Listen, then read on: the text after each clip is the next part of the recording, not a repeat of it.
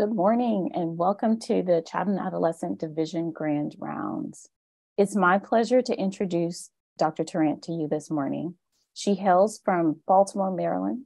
She completed her undergraduate degree in psychology at the University of Maryland, her master's degree in physiology and biophysics at Georgetown University, and her medical training at the Howard University College of Medicine. Dr. Tarrant fast-tracked through her adult psychiatry resident at UCLA, where she was involved in holistic review recruitment efforts and justice, equity, diversity, and inclusion initiatives in community and global psychiatry. And she served as the Residence Council Secretary and Co-President. Brittany is also a founding member and co-lead for the Community Investment and Recruitment Committee of UCLA's Minority House Staff Organization. She currently serves as the co-chief fellow of our Child and Adolescent Psychiatry Fellowship Program. She is very passionate about mental health and particularly interested in treating diverse youth from disadvantaged and under-resourced backgrounds with clinical interests in serious mental illness, early intervention, and providing thoughtful, compassionate, culturally humble, and trauma-informed care. It's my pleasure, again, to introduce Dr. Tarrant for this talk on Black boy joy and despair, the impact of gun-related violence on Black youth. Before I hand over the mic to her, I would like to remind the audience that we have several features by which you may react. So you may feel free to type into the chat, to pose your questions in the Q&A, or to raise your hand at the end of the discussion. We'll be monitoring all of these avenues for discussion. Thank you. Thank you so much, Dr. Gillis, for that introduction, and thank you everyone for joining me. I'm just going to take a moment now to share my screen. And if everyone can see that, I will go ahead and get started. So like Dr. Gillis introduced, I will be giving my grand rounds on Black boy joy and despair, the impact of gun-related violence in Black youth. And so I'm just going to minimize this here. I don't have any disclosures. And by the end of this talk, I hope we'll be able to examine statistics, including the prevalence and disparities of gun-related violence in this country and in Black communities specifically.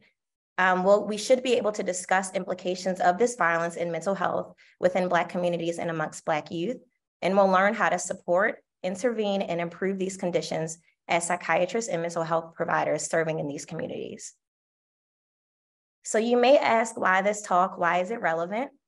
Well, I think we've been able to see from even the past 2 weeks in this country that we are at an inflection point. Quite literally, I was able to rip these articles from the headlines. Firearm violence is now the leading cause of morbidity and mortality in the United States. Just within the past 2 weeks, there were at least 3 or 4 separate incidents that we've heard of people being shot, fatally shot or wounded just by being in the wrong place at the wrong time. The past 2 weeks in Chicago, there was an outbreak of violence in which 8 were fatally shot. And beyond that, we know the implication of mass shootings happening in our country daily. And unfortunately, we can kind of feel helpless and hopeless. What can be done about it, especially when we have politicians that are trying to make gun laws even more lenient? So with that said, for today's talk, I have a specific focus. I'm dedicating my grand rounds to the life and healing of Ralph Yarl, a bright 16-year-old Black boy who was simply trying to pick up his younger brothers from a play date. Thankfully, Ralph is making a miraculous recovery and has the support of the nation as he heals. So why focus on this population? As I was doing my research for this talk, I found that shootings in Los Angeles were up 37% in 2022. You should be able to see just a small portion of this map where there are increased shooting rates are the darkest blue color. In those same areas are areas with lower income, less high school diplomas, and no health insurance. The areas with the highest rates are the areas with the most poverty and most marginalization. This isn't by accident. There are so many places I can start regarding structural racism and its impacts in communities reflected in the above maps, but I'll highlight redlining. This systemic disenfranchisement of these same communities was broken down in The Color of Law by Richard Rothstein. If you haven't read that book, I highly suggest it, as he explains how redlining impacted these communities. Redlining is the discriminatory mortgage lending practices under the Homeowners Loan Corporation, which was established under Roosevelt's New Deal policies in the 1930s. Essentially, they gave different areas or zones grades, with grade A being the green color, ideal for investment, grade D being red or undesirable. The creation of these zones coincided with the development of governmental project housing in quote unquote ghettos. Zones deemed grade D were reserved for areas with older housing stock, poorer households, and undesirable populations of mostly Black, immigrant, and Jewish people. And grade A were areas that got the most investment and the most, they built it up the most. There's a significant relationship between the racist lending practices of the HOLC and health disparities in the US many decades later. There's increased rates of asthma, preterm births, self-rated health, mental health, cancer, and chronic disease. There's even environmental changes in these communities that resulted, including alcohol outlet clustering, liquor stores on every corner, diminished green space availability, and urban heat. One study found that associations between HOLC grades and violent death were strongest when comparing areas graded D to those graded A.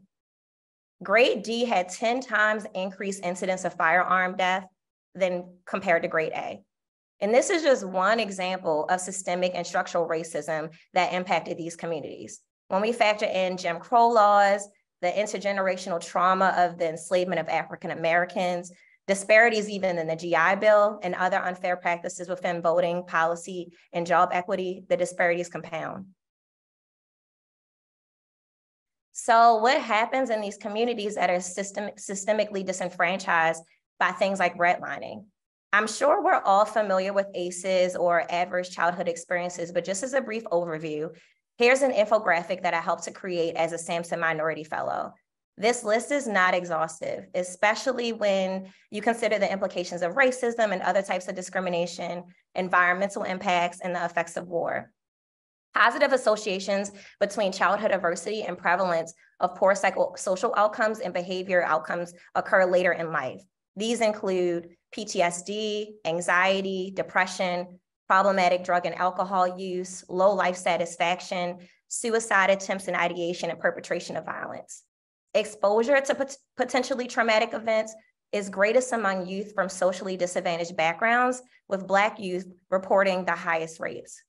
Every 2 out of 3 children experience one or more ACEs before the age of 16, with girls being more likely than boys to experience ACEs, especially in the Black community. There's different types of adversity, threat type and deprivation type, with threat type including physical and sexual abuse and witnessing violence, which we're discussing today. And this may lead to dysregulated emotional responses. And then there's deprivation type adversity, including poverty and neglect, which may lead to language and cognitive deficits. So who's most impacted by gun violence in these communities? Nearly 3 in 4 youth in low poverty households, Black youth, in low poverty households reside in moderate and high disadvantaged neighborhoods, compared with 1 in 4 white youth in moderate and high disadvantaged neighborhoods. Community exposure to gun homicides is a more frequent experience in the lives of Black and Latinx youth than that of their white peers. In a Philadelphia urban ACE study, it was found that 1 in 2 Black adults witnessed violence while growing up, compared to 1 in 4 white adults. And there's different types of gun violence exposure. Direct gun violence exposure is being threatened, injured, or killed with a firearm, whereas indirect gun violence exposure is witnessing gunfire or hearing gunshots in public places, knowing a friend or family member who's been shot or carries a gun, or being aware of gun violence in one's community. Indirect gun violence is more common than direct exposure. And indirect gun violence exposure is highest among Black, urban, male, and low-income adolescents. And Latinx and Native American youth are also more likely to witness community violence than their white counterparts. The National Survey of Children's Exposure to Violence estimates that 17% of 14 to 17-year-old youth have heard gunshots or seen someone shot. Among urban Black 6 and 7-year-olds in Detroit, 84% had witnessed gunfire, 26% had witnessed a shooting, and 14% had seen a dead body. Black youth aged 0 to 19 years old are 9 times as likely to die by gun homicide than that of their white counterparts. I also want to make it a point to note that police-involved gun violence is just as prevalent and damaging in these communities.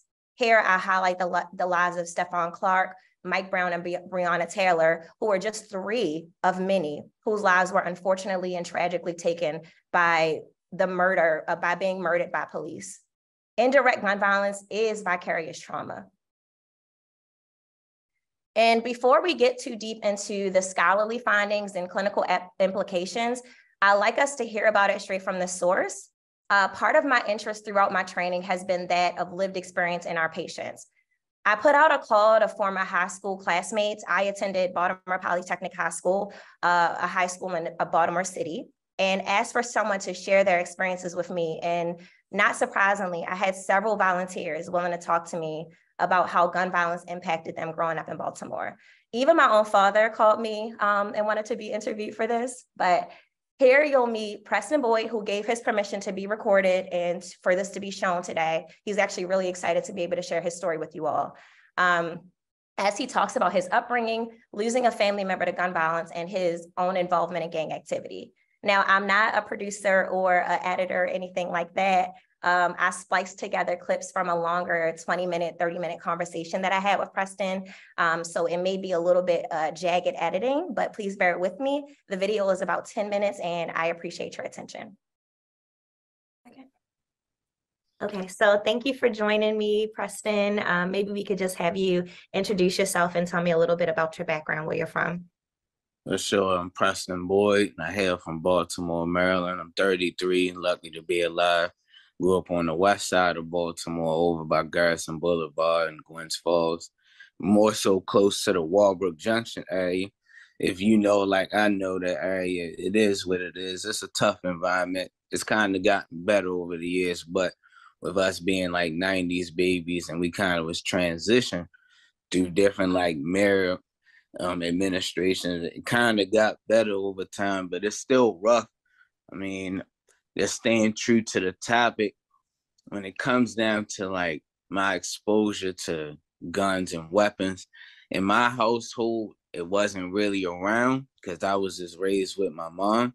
Mm-hmm. But with that, when it just being me and my mother, that opened me up to just be able to be outside because she would work. Now, you seen me in school, so you kind of know some things. Like you seen me in gang affiliation, so I was actually in a gang and all of that. But if you also can recall, like it was a lot of times I wasn't in school. A lot of people don't know why I ain't go to school a lot. Like it exposed me to a lot of stuff that was going on in the streets. So in that, like I said, in the household, I wasn't really exposed. Like my mom never owned a gun. My father wasn't around. Like he said, but I ain't never seen him with no pistol or nothing like that. Things like, but all my exposures really came outside of school, outside of the home environment. My first big instance or experience, and you never went to any of the Floetic Lyricist concerts that we had? I don't think so, no. All right, because if you did, I did this performance called The Butterfly Effect, and it was actually, it was kind of like a response to losing my cousin to gun violence. I lost my cousin Whitney Wiley, and that was, what was that, our junior year? I think it was our junior or sophomore year, one of those years. Now, I didn't get to witness it firsthand, but she was close to us, and like I remember its impact on me being more so like I felt an array, like a whole conglomerate of emotion. Because one, like until she died of gun violence, anybody that we lost in our family was more so of like what they call natural causes. Right. So I was introduced to the concept of death. I even felt the sting and taste of it. But losing someone suddenly and violently was different. And I remember it shaping me more so, one, into defense. Like I started thinking about, all right, hold up now. this is real. Like, I would hear the music. I hate to say it. I would hear about, you know, gun violence and music, see it on the news. But when she got shot and killed, it definitely put me into a more, like, it hit home. It came closer to home. Closer to home. Yeah. Exactly. So I started thinking like, oh, like, I need to, like, be up on my wits at an early age. And I think talk a little bit about how, you know, you're saying that you experienced all of those emotions. How do you think that experience and just kind of you being around guns and just, you know, growing up in your environment, what impact do you think that had on your mental health, if at all? And like, what does that mean to you? I would definitely say, because later down the road, I found out I suffer from both chronic and seasonal depression. But looking back, I definitely think that contributed, at least to a nurturing level. I'm pretty sure that it, you know, biologically and all the chemical, all that stuff plays a role. But I definitely feel like, you know, because you gotta think about, like I said earlier, I was exposed to these things through music. I see it on the news, but for it to hit home, you gotta think, like, in high school and before then, I'm still kind of a child. So, like, my perception of reality is, like, still kind of innocent in a way. Like, but when that happened, it took a drastic turn. And one of my first feelings was depression, especially because I seen what it did my mom. She ended up getting put on like a whole bunch of depressing medicines and all that. She would stay in her room all the time. It would be a disconnect between her and I. Not that I took it personal. Yeah. It like us losing Whitney, it impacted her so much that, like, she just kind of withdrew from everything. And then also, like I said, fear, but in the mental health aspect, like, on, I guess, like, in a clinical level, it definitely contributes to depression, anxious, a fear, in a sense where it's like, it's kind of like a worry about your own kind. Like, whereas I thought I could look at, you know, skin folk, as we call them, like everything smooth the whole time. Nah, you better be on your wits out here at that age. So I definitely contributed to depression, anxiety, and that's the main things, at least to clinically explain that. Yeah. It didn't have me like in a psychosis or none of that. I wasn't like hallucinating or none of that. Yeah, Did but you I know did at the time that you were experiencing depression and anxiety, like, were you able to put a name to it, or was it just feelings that you were having? I mean, I say this. I knew that it didn't feel like the usual sadness, but I wasn't clinically diagnosed. I didn't get clinically diagnosed till I was 28. That's exactly, that's years after those instances. So, but yeah, like, I knew I didn't. What I felt it didn't feel like the normal sadness. It would feel a lot different. Can you unpack that a little bit more? What did it feel like for you? It felt, for one, I would feel overwhelmed because of everything that I was feeling. Like, so it would feel like a conglomerate of, like, anger, sadness, fear, confusion. I want to say anxiety, but I'm trying to, like, find something a little more microscopic to that, because even that would feel like more, like, it felt like a bunch of stuff, excuse me, that went into that. It's just a general concern for life. Yeah. Because and then, like, now look at the ops, we gotta take care of them. So yeah, for sure. Did you feel a sense of relief and like validation when you were actually diagnosed? And I don't know if you started to get treatment, but somebody actually told you, like, this is what's going on with you? Yeah, I say I did, because at least it wasn't like unknown, or like I didn't feel like things were happening to me and I couldn't put a name to it. So yeah, I say for sure, definitely. I mean, I have had treatment and medication and things like that for it. So it definitely it helped out a ton. It might be a form of PTSD, but that shit still plays in my head every day. I think about that. Because with me losing people who've died to gun violence, like I mentioned my cousin, I've lost a couple. I always think like, damn, like, like almost like to a survivor's guilt level. Like, damn, they didn't make it, but shit, I did, but why? You know what I'm saying? And you came that close to it. Yeah. Exactly. Yeah. Well, if there is just like one thing or anything else that you want our audience to know about how gun violence impacts our community, specifically Black boys that grow up to be Black men, like what would you say? In a very twisted and skewed way, it makes you grow up fast. Like, because all up until a certain point, your concept of life or death is still kind of open. It's still kind of loose. Or if I could just get straight to like what I'm trying to say, like you don't see too many cartoons talk about death or things like that. So like you gotta think about it. Like I experienced a lot of this in high school, but you gotta think, especially in these times, it's young brothers and sisters.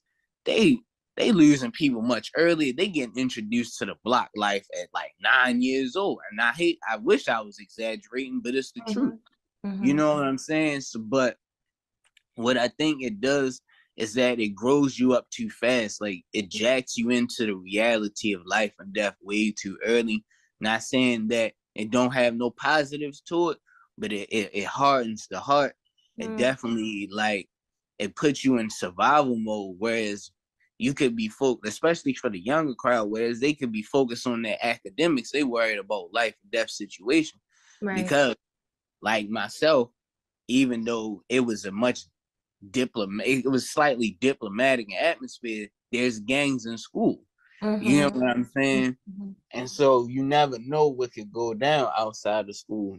But and if any, I mean, for those that are going to listen to this, you know, I know there's a lot of like politics around regulating guns and, you know, a lot of policies trying to get voted and things like that. All I'm going to say is until anything actually happens, then you might as well just say that, you know, like clinics and therapists and psychiatrists and even the jails, and like it's going to be a booming business for a long time because it don't look like it's anything changing. And with that, there's going to be the continual effect on these young boys and girls that to always live in survival mode. Like it puts you in a different mood. Like, and there's sometimes not enough tears to cry when you lose certain people. You know what I'm saying? Because of it's so abrupt and it changes you forever. Like. So thank you for your attention and listening to Preston's story. He definitely had a lot to share. And of course, during the course of our conversation, I wanted to make sure that I checked in with him and offered support and resources for him in Baltimore as he continues on his healing journey. Okay. So now that we've established where gun violence is more prevalent and who is most impacted in these communities, what are the impacts of mental health in these youth? Youth exposed to gun violence during early childhood between ages of birth to 8 years old may be placed at risk for the most severe developmental consequences. Early childhood trauma disrupts neurodevelopment via physiological dysregulation and learned maladaptive coping. Indirect gun violence exposure has a symptomatology that's distinct from that of direct exposure. A study of low-income Black youth in Chicago found that merely knowing someone who owns a gun was associated with both internalizing and externalizing symptoms. Merely hearing about community gun violence is in line with criterion for PTSD, which emphasizes perceived threat. For indirect gun violence exposure, you're more likely to have internalizing symptoms, which is depression, anxiety, PTSD, whereas direct gun violence exposure is linked to externalizing symptoms, including aggression, conduct disorder, and impulsivity. Victimization may lead to emotional dysregulation and poor social adjustment. Witnessing violence is strongly linked to violence perpetration. Youth who become desensitized to community violence are more likely to have externalizing problems. A study of 268 Black 6 and 8-year-old children in the Detroit area found that while controlling for depression, anxiety, child abuse, domestic violence, and life stress, witnessing community violence predicted PTSD symptoms, difficulty sleeping, and headaches. But you can say that the desensitization may be attributed to pathologic pathological adaptation theory, where youth who are chronically exposed to community violence develop coping mechanisms that minimize the psychological distress, but increase propensity for aggressive behavior.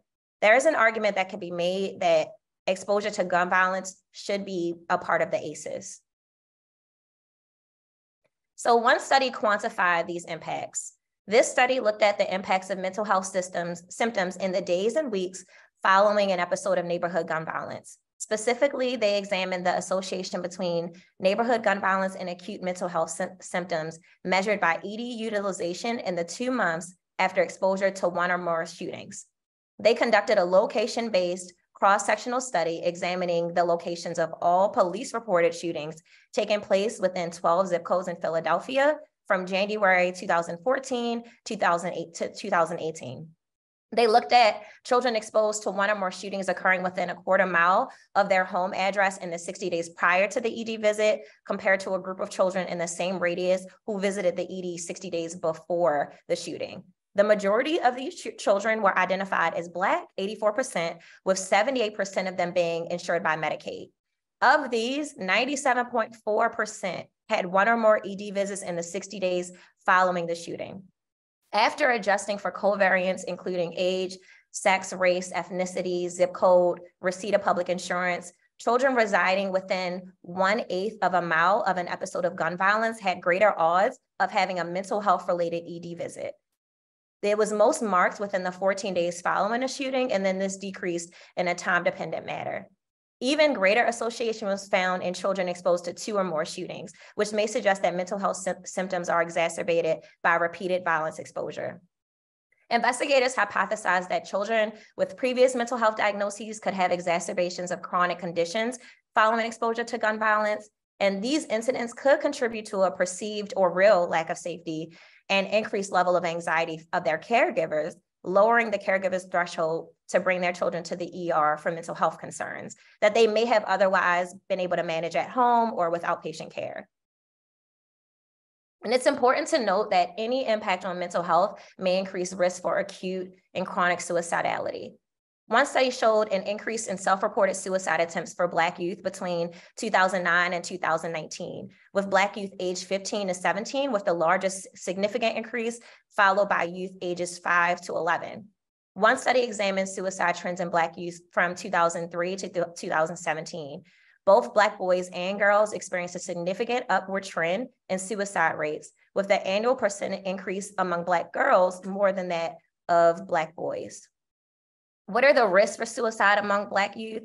Well, beyond all of the risks that we already know about, there's racism and discrimination, racial disparities in mental health care utilization, poverty, trauma, and what we're discussing today, violence and exposure to death among Black individuals in their neighborhoods and viewed through media outlets. Approximately 35% of Black suicide decedents were identified as having a current mental health problem prior to death. The diagnosis of depression and dysthymia was most common in ages 15 to 17, whereas ADHD was most common in the 5 to 11 group. Rates of alcohol and substance use problems were generally low. There was an overwhelming sense of hopelessness and isolation, particularly in the context of community violence, marginalization, and discrimination. For mental health treatment, Black boys who died by suicide were less likely to have current mental health treatment or a history of mental health treatment compared to girls who died by suicide. And this may suggest particularly that Black boys are more vulnerable to stigma. And we can discuss other implications later in life within your own environment. And one I wanted to highlight was the school to prison pipeline. So how does this relate and why is this happening? Well, the school to prison pipeline reflects students who were subjected to severe discipline in schools are eventually punished in the juvenile and criminal justice system. Black and Latinx students in the US are more likely than white students to experience suspension and expulsion from school, as well as be arrested by police and be incarcerated in jails and in prisons.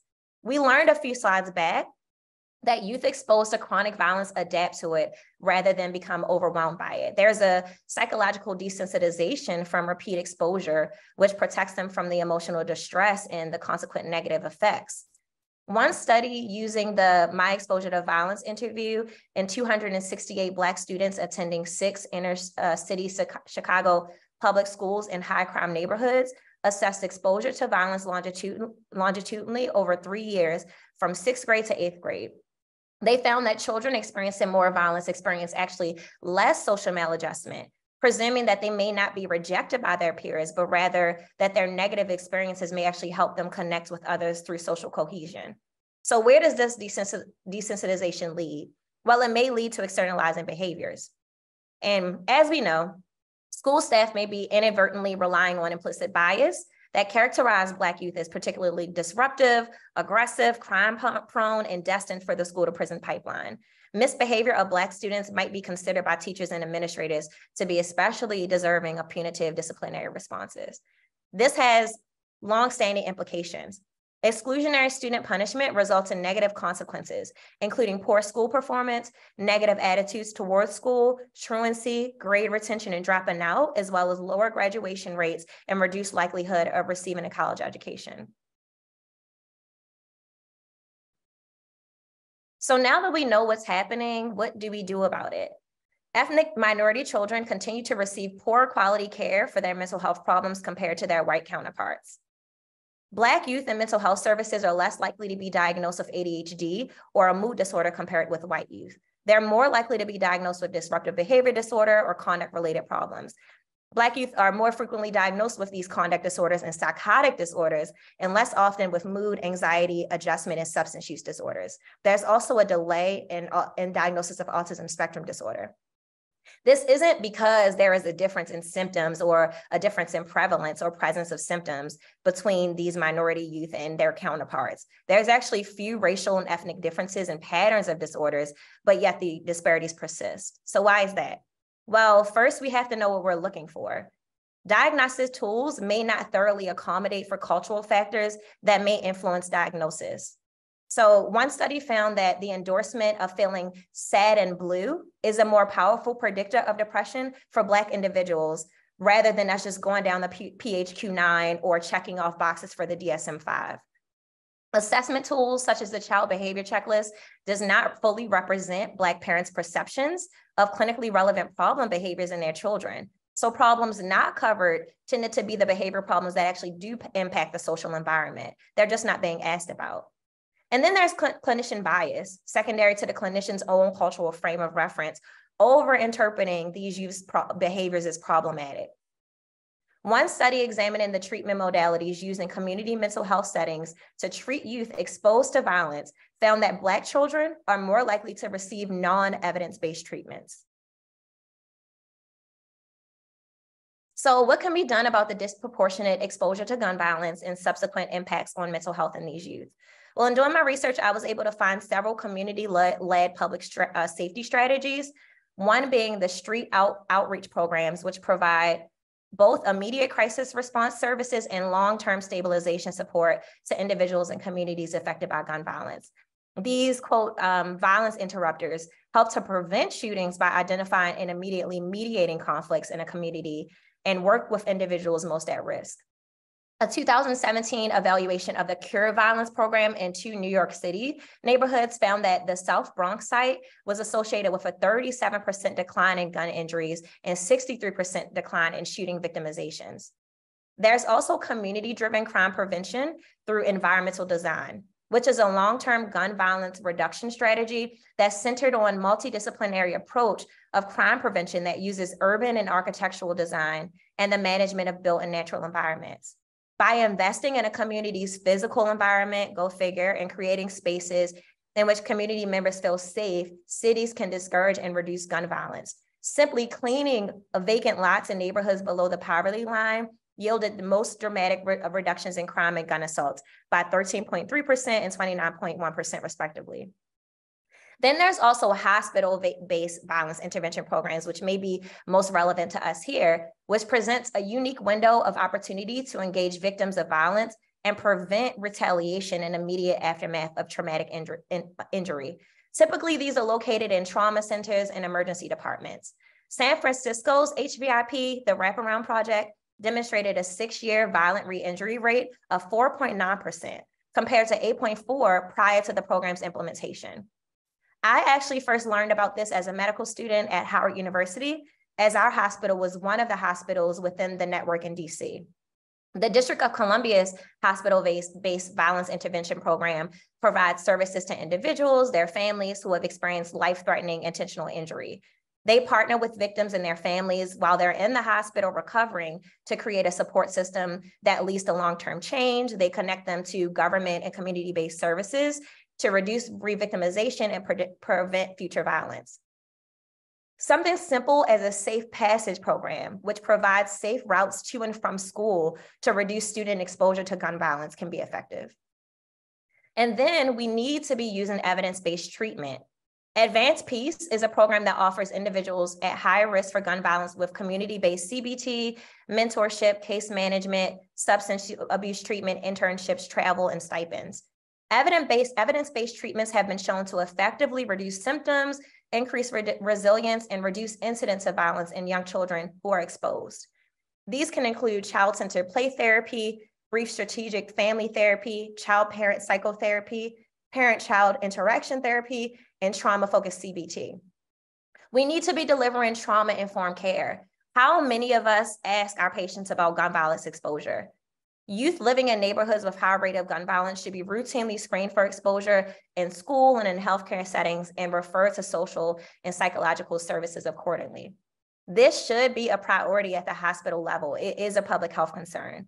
Disproportionate violence exposure among Black children could perpetuate racial disparities in child health outcomes, and reducing this exposure should be a priority for all health systems that are working towards increasing health equity. There's an overwhelming lack of access. Our clinics' patient population are disproportionate, which further contributes to these disparities. We must continue to push to offer care to our most vulnerable populations, and I'll use this platform to call on UCLA to do so. UCLA must expand access within our outpatient child and adolescent mental health clinics. We should be expanding into the larger Los Angeles community because from what you saw from that map that I showed earlier, the darker blue areas are not in Westwood. We may not have a place in advocacy for public policy or gun reform, but there are people with boots on the ground that are lifting up those efforts as well. So with that said, thank you all for listening to my talk, and I hope that we could have a robust discussion with our faculty discussant, Dr. Arthur Gillis, and here are my list of references. So I can stop sharing my screen now, and we can open up the floor for a conversation. Thank you so much, Brittany, for definitely an enlightening and very critical grand rounds on this topic. Thank you for shedding light on this. I have so many thoughts about it. I want to definitely open it up to the audience. Again, you can comment through the chat. You can type a question into the Q&A. You can also raise your hand and we'll unmute you and allow you to speak. But as you were presenting, I just want to highlight a few things. You know, Preston Boyd left off with that sometimes there's not enough tears to cry. And I think we should all hear that cry for justice. I also want to turn the audience's attention to some resources. So again, Color Blah by Richard Rothstein is definitely an enlightening book to read about the history of redlining. You brought up ACEs, and I do believe if we were to map kind of an ACE concentration in any of the communities in America where there were redlining, we would find you know, a high correlation between redlining in the past, maybe in the present, and also, you know, concentration of ACEs. We know that, you know, ACEs, their impact has a dose response kind of pattern where if you're exposed to at least 4 ACEs, you're more likely to have those health and mental health outcomes, those poor outcomes. So Color of Law by Richard Rothstein. Lisa Ling also has an excellent episode in her series, This Is Life, on Chicago's history of violence, where she interviews a group of Black boys, some of whom are from Cabrini Greens that existed to, I think, the early 2000s before they destroyed that community. But they talk a lot about the impact of gun violence on their lives. And then finally, the Philadelphia Urban ACEs study that was conducted in 2013, where they surveyed almost 1,800 adults in the Philadelphia area. They had a response rate of 67%. And 40% of the adults who responded reported witnessing violence during childhood. And that question was asked whether they had seen or heard someone being beaten, stabbed, or shot. So 40% during childhood and adolescence. And in that sample, over 37% had experienced at least 4 ACEs. Those are high numbers. If you compare that to the initial ACEs study in 1998 that was done at Kaiser, only 25% of that sample had experienced at least 2 ACEs. So definitely we need to be looking at these things. And then finally, I would like to call attention to the LA area because, you know, I do evaluations for the court system, mainly for juveniles. And, you know, I just wrapped up a case of a 17-year-old Latino boy. So we talk about access to care. It is not ideal that many of these kids in the juvenile justice system are receiving their care. You know, mental health care through juvenile justice is their first contact sometimes with mental health, but they're obviously struggling since childhood. But the case I just wrapped up, this is like real LA stuff. 17, presented for care actually when he was 10. His monolingual Spanish-speaking mom had some concerns about his development. He has a brother who's 13 months older who was developing much more rapidly in a lot of areas. But when they saw the psychologist to whom the regional center had referred them for evaluation, because the kid made eye contact with his psychologist, he did no other kind of evaluation for autism. The mom was very capable of giving the history because all throughout his other history of outpatient care, and I'm reviewing these records, outpatient care, inpatient care, she's reporting history consistent with autism. So social communication problems, restricted interests, repetitive behaviors, lining up toys, not having peers that he plays with, playing alone in his very large family of siblings. He's not even playing with his sibling of 13 months older, any of his siblings. Just a lot of that's obviously there, but this evaluator decided he made eye contact that day and not to do any kind of evaluation, take any kind of history, documented nothing. So no social communication questionnaire, no social responsiveness scale, not an ADOS, not an ADIR. Fast forward, you know, the punchline, this kid is in the juvenile justice system as a result of an attorney questioning his competence, not once, but not twice, but 3 times. He was evaluated by different psychologists who said he wasn't competent to stand trial for his charges. His IQ is 43. So in addition to this history of autism, it's an IQ of 43. And this kid is charged with a very serious crime of homicide. So we have to ask the question. We can't say that if he was referred to Regional Center for Services, that would have necessarily prevented this outcome. But now we have to ask the question, could we have, this kid should not have had access to guns, but he didn't engage in school well. They tried the non-public school. He's an LAUSD, and so he gets an IEP for only one indication. It was not for cognitive problems, because again, we're not even evaluating for that until we're in the court system. He's already dropped out of school, essentially. He's not engaging in school. He had been to residential treatment long-term, but we missed the diagnosis of autism. Instead, he got ODD, he got conduct disorder, he got all these other things, and we didn't look at any kind of context. He had been referred, his family had been referred to DCSF 11 times over several years. There was little to no interventions. I mean, this is LA. So this is not Baltimore, this is not Chicago, this is LA, and it happens here. And even when patients are privately insured, in our clinics, I've seen this as a trainee, where kids with a history of violence are turned away because we're too worried about the risk of them being violent in clinic. They don't have any history of being violent in any kind of clinical setting or even home. Is very specific. I saw a kid who was having nightmares, and a week after nightmares would be disruptive at school and have some episodes, and we turned him away. He was privately insured. We can't claim Medi-Cal was an issue, and we need to be challenging Medi-Cal reimbursements. I think we can do better as a nation. We can do better as a county. We can do better as clinicians, as a department. We need to be challenging these things. We have a role in every level. So I'm going to turn now to, I know we have at least one question in the Q&A from Jim. Thank you for a great talk on such an important issue. Do we know much? Do we know much about protective or resilient factors to violence exposures? Can we provide preventative interventions? Yeah, I think kind of what was highlighted in the talk is the sense of even getting in early intervention. So being able to identify when these ACEs or these exposures start to have impacts on a child's mental health. So I guess the easiest way that you can kind of assess for that is more school-based services.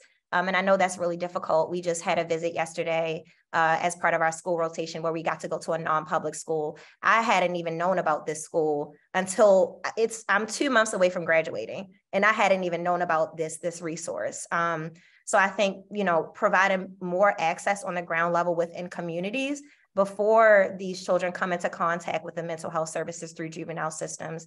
And a part of that is resilience is built through social support, through family systems.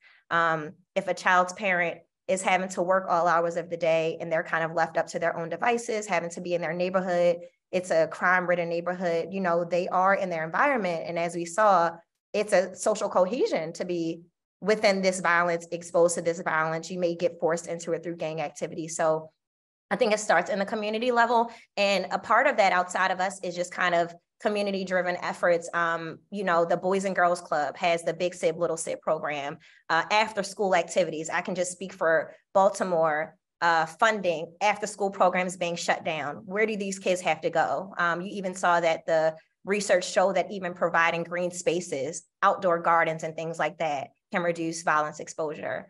So I think that we need to be thinking on a more community level, but then also as mental health providers, we need to be, number one, checking our bias and looking for these things. If a child is being disruptive in class, where is it coming from? It's not just because this child is bad and crime prone. What's actually going on? Did they witness someone be shot the day before? And we really need to be advocating for our patients.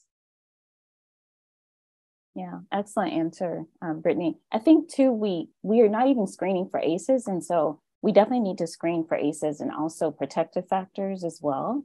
You mentioned a protective factor of having a trusted adult.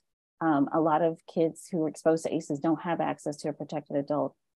Some of the ACEs have to do with familial dysfunction, which means parental absence. So parental death, parental incarceration, even divorce is considered an ACE. And so they have less access to those trusted adults. Another thing we can look at in terms of systems is, sometimes when kids are removed from the home, they're removed from their community as well. And there are actually positive community supports through school. And so when a kid has to change schools several times because they're being replaced without thought to where we're kind of moving this kid around to, they don't have the consistency of the same school or teachers at that school that really care about the kid and can encourage them academically. So there are definitely systems level interventions that we could be looking at if we know to look at it. Another question. Thank you so much for speaking truth to power, Dr. Tarrant. Sorry if you already said this, but can you share which community organizations or folks with boots on the ground here in LA we can support or participate in?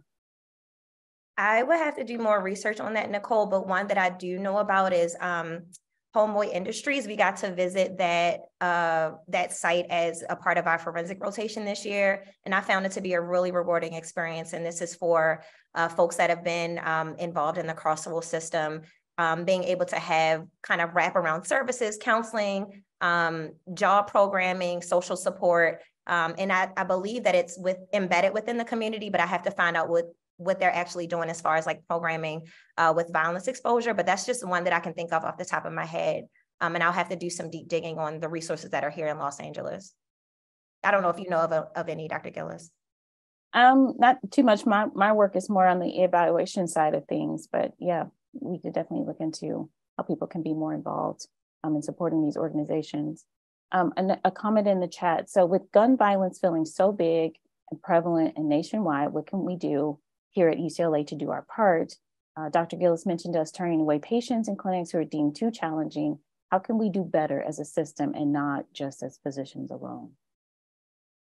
Yeah, I think everything that I mentioned in terms of us just delivering equitable, culturally informed, trauma-informed healthcare when we are with these patients individually. And I think that we should be able to advocate within our hospital system, even if that's within our union, to expand access. I know on the adult side, it's been in the works since before I was even a resident here. After 5 long years, we've been finally able to accept Medicaid and uninsured patients on the adult inpatient units. And that is a huge feat, but we haven't done it on our outpatient side. And there's a lot of red tape and a lot of reasons for that. But I think just as a system, if we are talking about delivering equitable care, and I know that's one of the goals of UCLA in our department, we should be fighting harder for that. And like Dr. Gillis said, even if that means going to the state and negotiating for higher rates. If it comes down to a bottom line of money, we should be doing that because it should be a priority. So I'm not sure. It can make it seem like we're helpless and that we don't really have a voice, but I think we have a larger voice than we feel that we do as psychiatrists, and we can't be complacent. How about we take some money? We fund a lot of prisons. We spend $88,000 a year per child in the carceral system, but $10,000 a year per child in education. How about we shift some of that funding to mental health, be it in schools or, be it to really help reimburse the work that we do in mental health and physical health. How about we redistribute some of that money? Because I don't think as a society that reflects our values that we spend 8 times as much keeping a kid in the carceral system as we spend educating them. How does that impact our economy going forward if we don't have those kids who could be functioning members of society? We're just institutionalizing them in the carceral system. So I don't understand how that makes sense. And we all pay taxes. There's another comment in the chat. Shout out to Jackie Akboki on the 4 West side. She said, "My Brother's Keeper through Shields for Families is another organization to check into." And I also think just on a program level, this has been something that I've been passionate about, but we need to continue recruiting psychiatrists, psychologists, social workers, anyone who works within our hospital system, folks who are dedicated to these efforts, because our patient population is expanding, violence exposure, gun exposure, mass shootings. We all know that overall mental health is getting worse for children and adults in our country. And we need to be able to deliver, compassionate, holistic, equitable care. And I think that starts at the folks that we're recruiting. So thankfully, we have a great incoming class of first year child and adolescent psychiatry fellows that are coming in next year. Many of them are passionate and dedicated to more community work. So even if that means us doing work to figure out how we can retain these individuals so that folks actually stay here at UCLA to deliver this care, we need to figure out how we can continue to recruit the next generation of psychiatrists who are going to be dedicated to doing this work as well.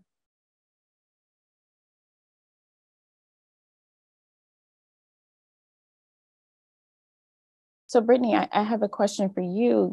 You've given an amazing grand rounds, and this is definitely your passion. How do you see yourself carrying this work forward as you're graduating and becoming a fully licensed and boarded child and adolescent psychiatrist? Well, I think my overall interest would be to, and I've spoken about this many times, but I always reflect back on the life of my grandmother, who was afflicted with schizoaffective disorder. And I think about what her life could have looked like if she was 16 years old, experiencing her first episode of early psychosis, right? If she had a psychiatrist who actually took interest and delivered evidence-based, compassionate care, if she had the proper resources around her, if there was less stigma and lack of knowledge, and even in our family. So I think just in general, I really want to be well-rounded psychiatrist who is able to do the work in my community in whatever capacity that is. I know that I will have my hands in working with children in our community no matter what. I don't know in what field that will be just yet. I know that I have interest in inpatient and hospitalist work, ER. As we saw, children are coming into the ER right after they're witnessing a shooting. If they saw a psychiatrist like me, would that make the mental health system less big and scary? Would they have less negative impacts after being, maybe stigmatized or having some type of bias or having a negative interaction with the medication, somebody to actually sit down and listen to them? And I know that many of us do that here at UCLA, but we hear a lot of horror stories, and there are people that, don't really feel comfortable in this system. So I just think overall, I want to be a psychiatrist that's able to deliver this care through my lens of lived experience, through all of the great experience and education that I've gotten here at UCLA, to be able to take that into the community, because it's not enough of us. I am one of the 2% of Black psychiatrists in this country. So just continuing in that and serving in my community in that way. That's a wonderful vision. And I know your grandmother is proud, or she would be proud, the work that you're doing. Yeah. Any final reflections as we wrap up this talk? I mean, I feel like we could talk for hours about this topic. We don't do enough, but any final reflections and things you want the audience to take away? No, I appreciate everyone's attention to this talk. And I think maybe just something immediate we can do is to start to integrate, like you mentioned, Dr. Gillis, screening for these things. And I know I could do a better job at that as well, starting to screen for these things and really incorporate, even witnessing things on TV. We see mass shootings every day, really starting to talk to our children about how that's impacting them, because we do know from my presentation that it is having implications in our youth. So just being more aware of it so that we could deliver the best care. Yeah, it's a great closing comment. And I would add to, you made a comment earlier, but minding our narratives, like we all have bias. And so minding our narratives and not allowing our narratives to get in the way of doing a proper screening of someone for things like PTSD or autism or other things that may be impacting the kid. Being aware that many kids don't pick up a gun until they've actually experienced direct or indirect gun violence because they feel the need for protection. And like you mentioned, the pathological adaptation theory, that those are actually adaptive behaviors. Any of us feel threatened, we want to protect ourselves. And these are kids without, full development of brain, without access to trusted adults for protection. Survival is going to demand that they protect themselves. And so we need to be aware of that and not just suggesting that these kids are broken somehow and they're oppositional defiant disorder and denying them treatment with an SSRI for their PTSD, or not denying them treatment to trauma-focused therapy for their PTSD because we label them as ODD or conduct disorder and use that as a reason to deny them services or to act like they cannot be helped.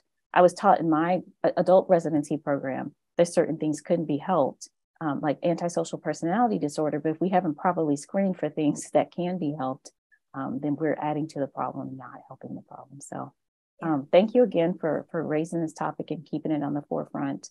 And we thank you all for your attendance at today's Grand Rounds. Thank you, everyone.